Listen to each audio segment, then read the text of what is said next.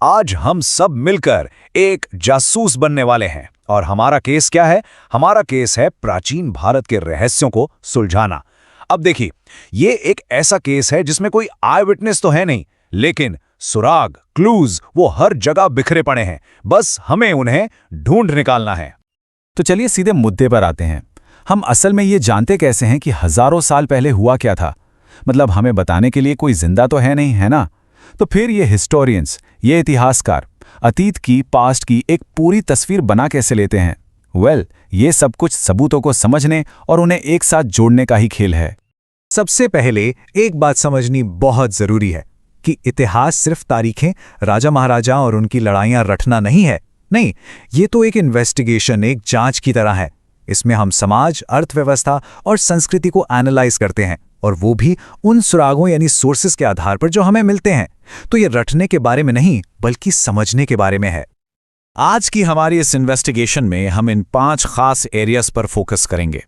पहले हम इतिहास को एक बड़ी पहेली की तरह देखेंगे, फिर पुराने ग्रंथों में छिपे क्लूज का पीछा करेंगे, जमीन के नीचे दबे सबूतों को देखेंगे, बाहर से आए लोगों की गवाही सुनेंगे, और आखिर में ये समझेंगे कि अतीत की कहानी वक्त के साथ बदलती क्यों रहती है। ठीक है, तो चलिए शुरू करते हैं हमारे पहले पड़ाव से। सोचिए, एक इतिहासकार असल में एक जासूसी तो है। उसका काम है सोर्सेस को ट्रैक करना, क्लूज के पीछे जाना और सच तक पहुंचने के लिए हर सबूत को दूसरे से क्रॉस चेक करना। आपको एक बड़ा मजेदार केस बताता हूं। राजा हर्ष के जो दरबारी कवि थे, बाण भट्ट, उन्होंने अपनी किताबों में हर्ष की तारीफों के पुल बांध दिए, लेकिन उनकी हार का जिक्र कहीं नहीं किया। दूसरी तरफ उनके दुश्मन पुलकेशिन द्वितीय, उनके पत्थर के शिलालेख चीख चीख कर हर्ष पर एक बड़ी जीत का दावा करते हैं। तो अब एक जासूस की तरह इतिहासकार को यह फैसला करना पड़ता है कि भाई कौन सा गवाह सच के ज्यादा करीब है और कौन अपनी कहानी में थोड़ा मिर्च मसाला लगा रहा है। तो चलिए अब देखते हैं हमारे पहले तरह के सबूत, यानी लिखित दस्तावेज। आप इन्हें एक जासूस की शुरुआती केस फाइल्स की तरह समझ सकते हैं। ये हमें कहानी का एक ढांचा तो दे देते हैं, पर हाँ, इन्हें पढ़ना बहुत ध्यान से पड़ता है। पुराने ग्रंथ मोटे तौर पर 2 तरह के होते हैं, एक तो धार्मिक और दूसरे धर्मनिरपेक्ष। वेद और त्रिपिटक जैसे धार्मिक ग्रंथ हमें उस समय की सोच, फिलॉसफी और रीति रिवाजों के बारे में बताते हैं। वहीं अर्थशास्त्र और राजतरंगिणी जैसे ग्रंथ हमें राजनीति, कानून और लोगों की जिंदगियों के बारे में जानकारी देते हैं। दोनों ही बहुत कीमती सुराग हैं, पर हमें यह भी याद रखना होगा कि इन्हें लिखने वालों का अपना एक नजरिया, एक एजेंडा भी हो सकता है। और जब हम लिखित ग्रंथों की बात करते हैं तो महाभारत से बेहतर उदाहरण क्या होगा?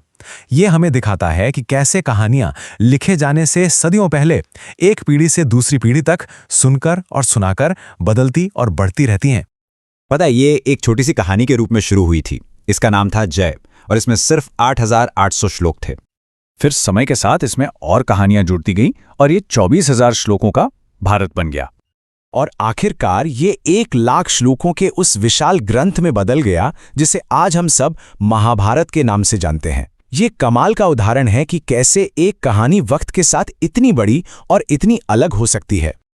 चलिए अब केस फाइल से थोड़ा हटकर फोरेंसिक एविडेंस पर नजर डालते हैं। आर्कियोलॉजी हमें वो फिजिकल क्लूज देती है, वो चीजें जो लोग पीछे छोड़ गए, जो हमें बताती हैं कि वो असल में जीते कैसे थे। एपिग्राफी यानी शिलालेखों का अध्ययन इन्हीं फोरेंसिक क्लूज में से एक है। ये पत्थर या धातु पर खुदे हुए परमानेंट मैसेज हैं। सोचिए, ये तो पास्ट से भेजे गए सीधे सीधे वो खत हैं जो समय के साथ मिटते नहीं हैं।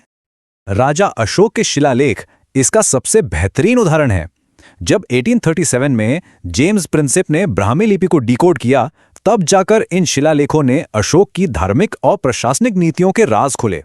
कमाल की बात तो यह है कि उन्होंने अपने साम्राज्य के अलग अलग हिस्सों में लोगों से बात करने के लिए अलग अलग लिपियों का भी इस्तेमाल किया था। हमारा अगला फोरेंसिक क्लू है न्यूमिस्मैटिक्स यानी सिक्कों का अध्ययन।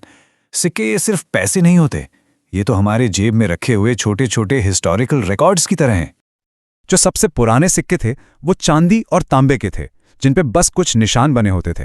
फिर आए इंडो ग्रीक, जो पहले थे जिन्होंने सिक्कों पर राजाओं के नाम और तस्वीरें छापी। और फिर कुषाणों ने पहली शताब्दी में भारत के पहले सोने के सिक्के जारी किए। इन छोटे छोटे सिक्कों से हमें उस समय के व्यापार, कला और धर्म के बारे में कितनी कुछ जानकारी मिलती है। अच्छा, अब बात करते हैं कुछ आई विटनेसेस की। ये वो विदेशी यात्री थे जो भारत आए और उन्होंने जो भी देखा उसे अपनी किताबों में लिखा। उनके लिखे अकाउंट्स बहुत कीमती हैं, लेकिन एक अच्छे जासूस की तरह हमें ये भी याद रखना होगा कि वो बाहर से आए थे और उनका अपना एक नजरिया, अपने पूर्वाग्रह भी हो सकते हैं। जैसे कि ग्रीक एम्बेसडर मैकस्थनीस, जिन्होंने मौर्य काल के बारे में इंडिका लिखी, या फिर चीनी यात्री फाहियेन, जिन्होंने गुप्त काल के बारे में बताया, और ह्यूएन सांग, जिन्होंने हमें हर्ष के समय और मशहूर नालंदा यूनिवर्सिटी के बारे में इतनी डिटेल जानकारी दी। इन सभी ने हमें अतीत में झांकने के लिए एक अनोखी खिड़की दी है। तो हमने केस फाइल्स पढ़ ली, फोरेंसिक एविडेंस की जांच कर ली और गवाहों से भी बात कर ली, लेकिन एक जासूस का काम यहां खत्म नहीं होता। असली काम तो अब शुरू होता है। इन सारे सुरागों का मतलब निकालना, उन्हें इंटरप्रेट करना, और यहीं पर कहानी सबसे दिलचस्प हो जाती है। अब ये देखिए कि कैसे एक ही सबूत से दो बिल्कुल अलग अलग कहानियां बनाई जा सकती हैं। एक तरफ वीएस स्मिथ जैसे कॉलोनियल इतिहासकारों ने प्राचीन भारत को एक ऐसे देश के तौर पर दिखाया जो हमेशा से तानाशाही का आदी रहा है, ताकि वो ब्रिटिश रूल को सही ठहरा सकें। वहीं दूसरी तरफ केपी जायसवाल जैसे नेशनलिस्ट इतिहासकारों ने उन्हीं सोर्सेस का इस्तेमाल करके ये साबित किया कि प्राचीन भारत में तो गणराज्य और सेल्फ गवर्नमेंट भी मौजूद थे। तो यहां सबसे जरूरी बात पता है क्या है? इतिहास सिर्फ ये नहीं है कि क्या हुआ, इतिहास ये भी है कि कहानी कौन सुना रहा है और क्यों सुना रहा है। हर इतिहासकार पर उसके अपने समय, उसके नजरिए और उसके इरादों का असर पड़ता है। और यही बात हमें हमारे आज के आखिरी सवाल पर ले आती है। अगर इतिहास सुरागों की एक इंटरप्रिटेशन है, एक व्याख्या है, तो इसका हमारे लिए आज क्या मतलब है? जो कहानियां हम आज अपने अतीत के बारे में खुद को सुनाते हैं या दूसरों से सुनते हैं, वो आखिर किन इंटरप्रिटेशंस पर आधारित हैं? ये एक ऐसा सवाल है जिस पर हम सभी को सोचना चाहिए। इस पड़ताल में मेरे साथ शामिल होने के लिए शुक्रिया।